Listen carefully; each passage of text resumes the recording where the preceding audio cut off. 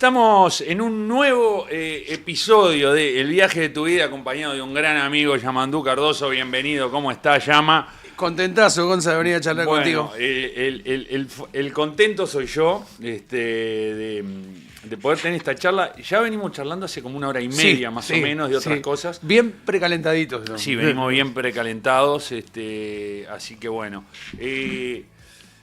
Sé más o menos, sé a medias, por eso me puse como una remera neutra. A veces Perfecto. yo elijo remera temática, sí. Pero sé a medias de qué vamos a hablar. Así que te pido vos que te explayes al respecto de qué destino, de qué lugar. Bueno, tuve y tengo, y espero seguir teniendo la suerte de que por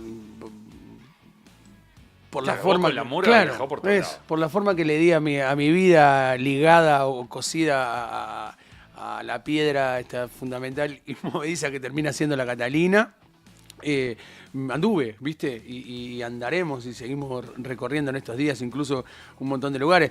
Cuando me dijiste lo del viaje de tu vida, que me parece una consigna que es espectacular, claro, de una de las primeras cosas que se te viene a la cabeza son la gira mundial, por ejemplo, ¿no? Un colectivo artístico que además tiene que estar ligado a una cosa de coyuntura más local, de una cosa identitaria intestina, sale de repente, como nunca antes, a meter en 2 meses 16 países, con la murga subtitulada. Sí, algo inimaginable. Cantando en China, Corea, es inimaginable. Y en ese ámbito, ese Yamandú de 20 años, 22 años, ya te digo, había ido al Chuy una vez a comprar capiriña y otra vez a Buenos Aires a ver a su padre y recibirse de los estudios superiores de teología. Y te vas a Alemania. A Alemania. Sin hablar, por supuesto. Me puse con una amiga, con Rosina, una gurisa de la iglesia luterana, una CRA, que junto a otros compañeros le pedimos, Rosina, vos que hablas bárbaro alemán, claro. Me regaló un diccionario chiquitito, alemán-español. Sí, porque claro, acá no estamos hablando de época de smartphone. Nada, 99, con recursos... ¿Vos te fuiste solo? Solo, bastante escasos de mi parte de recursos monetarios, empezando a tener estos laburos que no eran laburos que sostuvieran mi vida. Vivía en la casa de mis viejos y laburaba en Emaús y hacía alguna changa, pero el laburo en la comunidad todavía era voluntario. Entonces ese era el panorama. Un diccionario chiquito, español-alemán y un par de cosas. Hola, mi nombre, me llamo, tengo hambre, tengo sed, ayuda. Sé que, mira, las unidades de medida mías era que estaba de París, de la estación de Krefeld, hacía una combinación. ¿Dónde era que me bajaba? Si era en Düsseldorf, no. Pero de ahí llegaba a París en 3 horas en el TGV. ¿Viste el tren rápido? Sí. Estaba en 3 horas. Del Lagar du Nord me dejaba en 3 horas. Eso fue increíble también de ese viaje, porque no fue solo la posibilidad de conocer otra cantidad de cosas solo, con 22 años, sino además también reencontrarme allá en su mundo, en su universo y en su realidad con toda la parte de mi familia. Hablábamos eso con mi primo, qué increíble cómo el ejercicio y el sostener una vinculación y un amor y una cosa, un abrazo familiar tan cercano que era de mi viejo, mi vieja y mis tíos y mis tías, ¿no? Porque yo no había nacido en esa época, o cuando nací ya mis tíos estaban fuera y habían pasado todo esto, y cómo mi familia fue capaz de sostener eso, de mantener vivo ese cariño y esa cercanía, ¿viste? Que yo no sé, llegara, que para mis hermanos y para mí fuera una alegría recibir una carta de mis tíos, gente que no conocíamos, salvo por cuentos, por cartas, ¿viste? Entonces, eso, y allá pasaba lo mismo, y recompusimos con mis primos después, ya más de grandes, todo un montón de cosas, las que igualmente reconocíamos. Qué fácil fue querernos. El viaje para mí fue de casi un año, fue tremendamente removedor en todo sentido. Primero porque andaba solo en la vuelta, porque en un país que no conocía el idioma, con gente que laburaba, gente de todo tipo y de varias nacionalidades. Entonces yo, con lo poco que sabía lo nada que sabía de alemán, nada real, un par de frases, porque tenía que laburar, aprender, no sé, andar para atrás, para adelante, para cargar, hacíamos fuerza, teníamos que subir unas... Precisás indicaciones técnicas para no matarte arriba de un camión o que se te caiga un ropero por la escalera. Claro.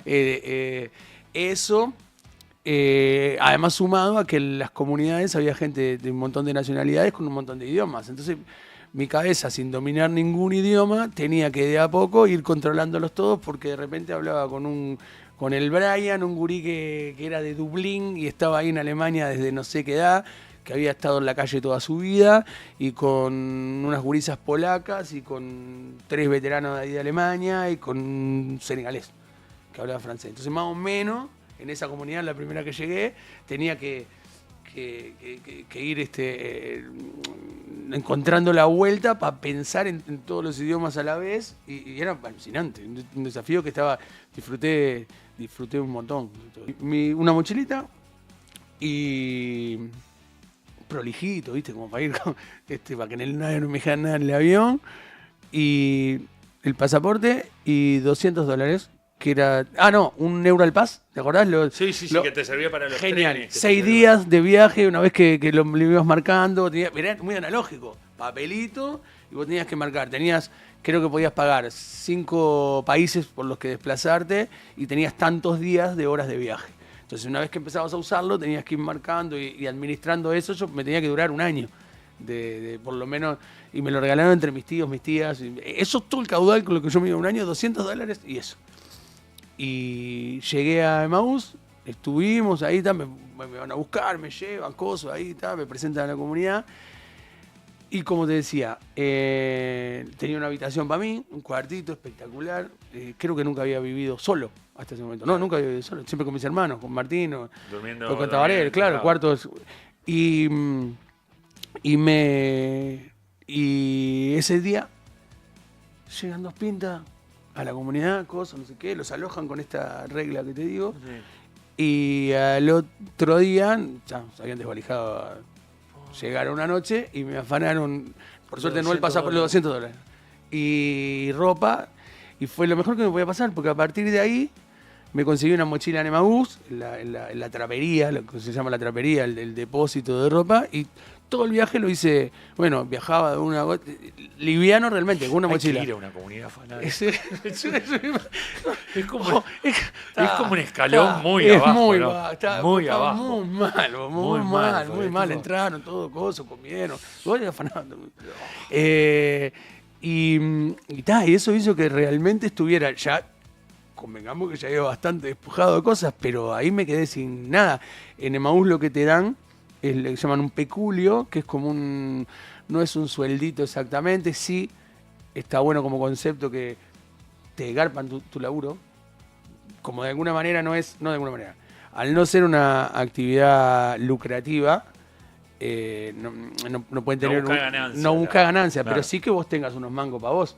Para poder tener tus gastos, más allá que en la comunidad tenés comida, tenés ropa, todo lo tenés, el alojamiento, por supuesto, las cuestiones médicas cubiertas, pero tener un mango para lo que quieras, ¿viste? Para lo que puedas o para lo que te alcance. Y la única plata que me entraba era eso, y con eso, yo qué sé, no sé, llamaba a mi vieja, o llamaba a Corro Revertido, o iba al ciber a mandar un mail, a ver si estaban mis hermanos conectados, a mandarle una cosa, o a escribir. Eso era lo que me tomaba después. Más allá de que vas a un colectivo y a una comunidad, es un poco bastante la soledad, digamos. Sí. También hablar, si no hay otros latinoamericanos. Nada. Eli un poco la responsable de la comunidad, hablaba un poco de español, sí, entonces hablaba yo con él y algunas cosas, pero también estaba en 1000 cosas, no me atendía a mí, no estaba como laburo recontra demandante que tenía, entonces yo me tocaba con Sami, que era de familia iraní, pero viviendo en Alemania, que era un camionero, me tocaba con...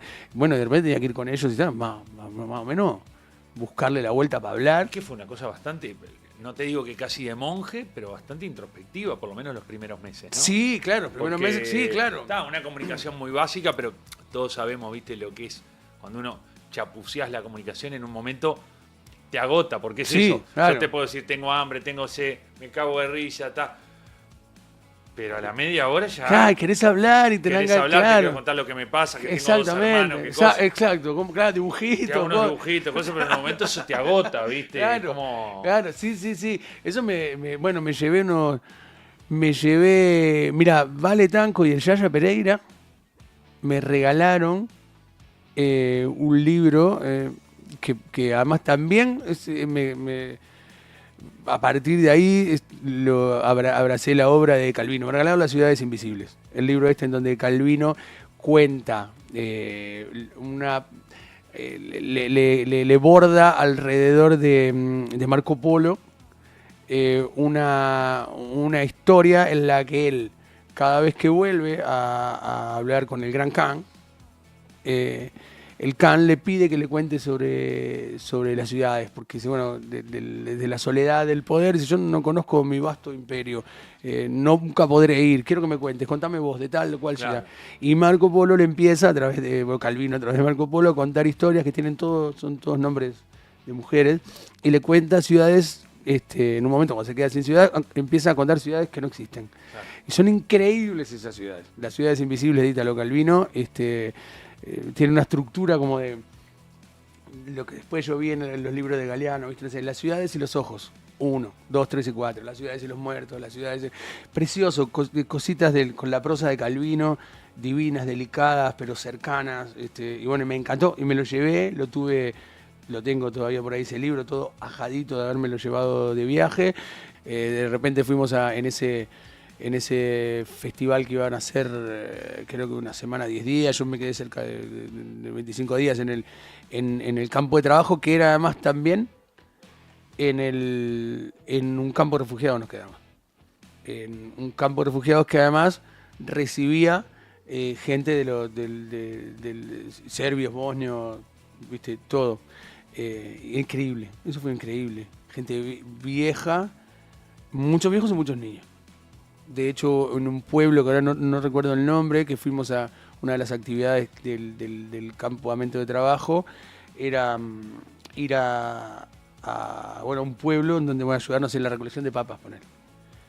Y el pueblo era solo mujeres viejas y niños, porque no sé, había pasado al ejército enemigo y arrasó a todos los hombres jóvenes. Las mujeres de ese pueblo iban todos los domingos a un lago y rezaban ahí porque sabían, aunque nadie les había dicho, que estaban todos ahí. Toda una fosa común bajo del lago, ¿no? Entonces era como muy conmovedor verlo a tan poquitos años también, ¿viste? Tan poquitos años de haber sucedido. Y por otro lado, veías a la gente, no sé, víctimas de las dos orillas, igual de lastimadas y rotas, coexistiendo y armando una cosa un poco nueva. Había unos músicos franceses, que no me acuerdo ahora el nombre de la compañía, que habían ido por Emaús porque todos sus instrumentos eran